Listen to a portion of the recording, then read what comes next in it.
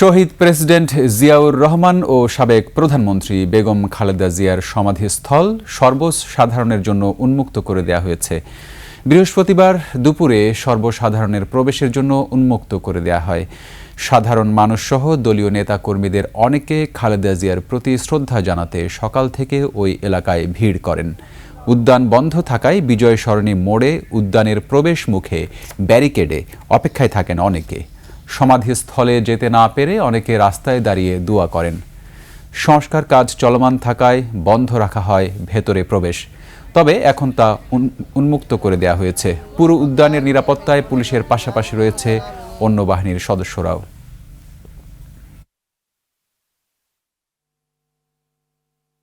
কবর জিয়ারত করাটা সকলের জন্য উন্মুক্ত, সবাই করতে পারেন।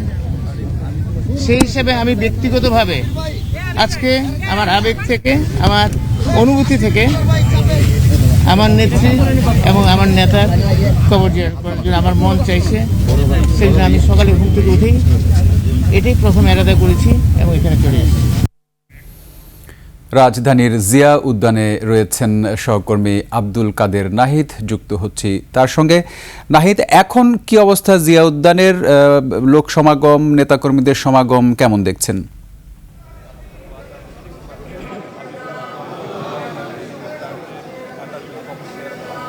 রক্তিম, জিয়া উদ্যানে শায়িত বেগম খালেদা জিয়াকে দোয়ার জন্য, তার কবর জিয়ারতের জন্য মানুষ যে আকাঙ্ক্ষিত ছিলেন সেই ব্যাপারটি আমরা সকালে আপনাদেরকে জানিয়েছিলাম।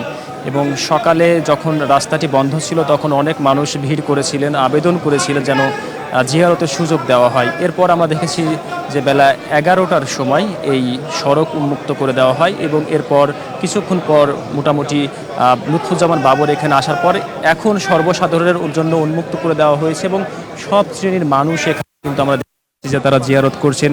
শিশু থেকে বয়োবৃদ্ধ, মধ্যবয়স্ক, সব বয়সী মানুষ এখানে জিয়ারত করছেন। আপনাদেরকে আরও দেখাতে পারবো যে যারা শ্রদ্ধা জানিয়েছেন ফুল দিয়ে, সেই ফুলগুলো এখনও এখানে রয়েছেন এবং মানুষজন এখানে যখন আসছেন তারা মূলত খালেদা জিয়ার যে রাজনৈতিক শিষ্টাচারমূলক আচরণ, সেই আচরণের কথাগুলো স্মৃতিচারণ করছেন এবং খালেদা জিয়ার যে রাজনৈতিক যে দৃষ্টিভঙ্গি, সেই বিষয়গুলো আগামী দিনে নেতাকর্মীরা ধারণ করে আগামী দিনে রাজনীতি করবে এমন প্রত্যাশা করছেন। এর পাশাপাশি বিভিন্ন জেলা থেকেই কিন্তু মানুষজন এখানে এসেছেন এবং জিয়ারতের জন্য তারা এখানে এসেছেন। যারা আগে সুযোগ পাননি তারা এসেছেন। তেমনি একজন আমার সাথে আছেন এই মুহূর্তে, একটু জানতে চাই যে আপনি কোথা থেকে এসেছেন এবং কখন আসলেন? আমি বোলাল লালমোহন থেকে এসেছি। আমি 30 তারিখে নেত্রীর মৃত্যুর সংবাদ পেয়ে চলে আসছি, কিন্তু আজকেই চলে যেতাম। কিন্তু আমি যাওয়ার আগে চিন্তা করলাম যে আমার কিছু মনে হয় অসম্পূর্ণ রয়ে গেছে নেত্রীর জন্য, এই জন্য কবরটা জিয়ারত করে চলে যাব। এই জন্যই আজকে আসছি। কালকে কবর জিয়ারতের সুযোগ আমাদের হয়নি, এই জন্যই আজকে আসছি কবর জিয়ারত করার জন্য। আমার পাশে আরেকজন আছেন, তিনি এসেছেন পাবনা থেকে। আপনার সব থেকে খালেদা জিয়ার অনেক গুণের মধ্যে কোন বিষয়গুলো আপনার বেশি ভালো লাগতো? আমার কাছে সবচাইতে ভালো লাগতো উনি কোনো অন্যায়ের বিরুদ্ধে আপোষ করেননি। স্বৈরাচার হাসিনা ওনাকে অনেক কষ্ট দিয়েছেন, ওনাকে জেল খাটিয়েছেন। 2008 সালে 11 সরকার ওনাকে বিদেশ যাওয়ার জন্য অনেক চেষ্টা করেছেন। হাসিনা তো পলায়ে গেছিলো, বিদেশ চলে গেছিলো, কিন্তু খালেদা জিয়া 11 সরকারের কাছে মাথা নত করেন নাই। সে গণতন্ত্রকে টিকিয়ে রাখার জন্য তার সন্তানকে নির্বাসিত করার পরেও সে এই দেশের জনগণকে ভালোবেসে এই দেশের সে থেকে গণতন্ত্রকে টিকিয়ে রেখেছেন। এরপর লড়াই যুদ্ধ অনেক করেছেন। আমরা তার অনেক সময় অনেক ঈদে ছিলাম। তো অনেক সময় কারণ বাজারে ওনার উপরে অনেক অ্যাটাক হয়েছে, ওনাকে মারার জন্য অনেক চেষ্টা করা হয়েছে, কিন্তু তারপরে উনি গণতন্ত্র ছেড়ে নিজের সন্তানদের কাছে চলে যান নাই। উনি বারবার বলেছেন আমার দেশের বাইরে কোনো ঠিকানা নাই, এই দেশই আমার ঠিকানা। আপনাকে ধন্যবাদ। উনি বলছিলেন যে তিনি কিভাবে তার রাজনৈতিক আচরণগুলো করেছেন মানুষের সাথে, যে অন্যায়ের। এবং আরেকজন আছেন আমার সাথে, আপনি এসেছেন কোথা থেকে একটু বলবেন? আমি এসেছি বরগুনা জেলা থেকে। আচ্ছা, কখন এসেছেন এবং কখন জিয়ারতের সুযোগ? আমি এসেছি 30 তারিখ সকালে রাত্রে রওনা হয়েছি।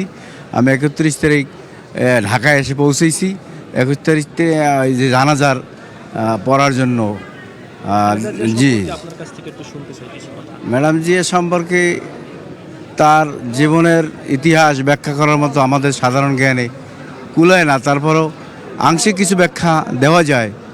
যিনি আমরা তাকে 1991 সাল থেকে এই রাষ্ট্রের প্রধানমন্ত্রী হিসেবে তাকে চিনি, জিয়াউর রহমানের স্ত্রী হিসেবে তাকে চিনি, কিন্তু আজকের তার যে দূরদর্শিতা, তার দেশপ্রেম, তার ভালোবাসার নিমিত্তে আজকের কোটি কোটি বাঙালি, কোটি কোটি মানুষ বাংলাদেশের আজকে তার জন্য পাগলপাড়া, তার ভালোবাসার টানে লাখো লাখো মানুষ তার জানাজায় অংশগ্রহণ করেছে এবং বাংলাদেশের বিভিন্ন উপজেলা থেকে এই মানুষগুলি এসেছে এবং বিশ্বের দরবারে তিনি একজন আপসহীন এবং দেশপ্রেমিক প্রধানমন্ত্রী হিসেবে তিনি খ্যাত পেয়েছেন এবং আমাদের জি জি, অন্তরে ধন্যবাদ। তিনি উনি বলছিলেন সেই বিষয়গুলো এবং জানিয়ে রাখি যে লুৎফুজ্জামান বাবর এখানে আসার পর তিনি বলেছেন যে তারেক রহমানের মধ্যে খালেদা জিয়ার যে আচরণ শিষ্টাচার রয়েছে ভবিষ্যতে দল পরিচালনায় সেই বিষয়গুলো ফুটে উঠবে। এই ছিল জিয়া উদ্যান থেকে সর্বশেষ। আপনাকে অজস্র ধন্যবাদ।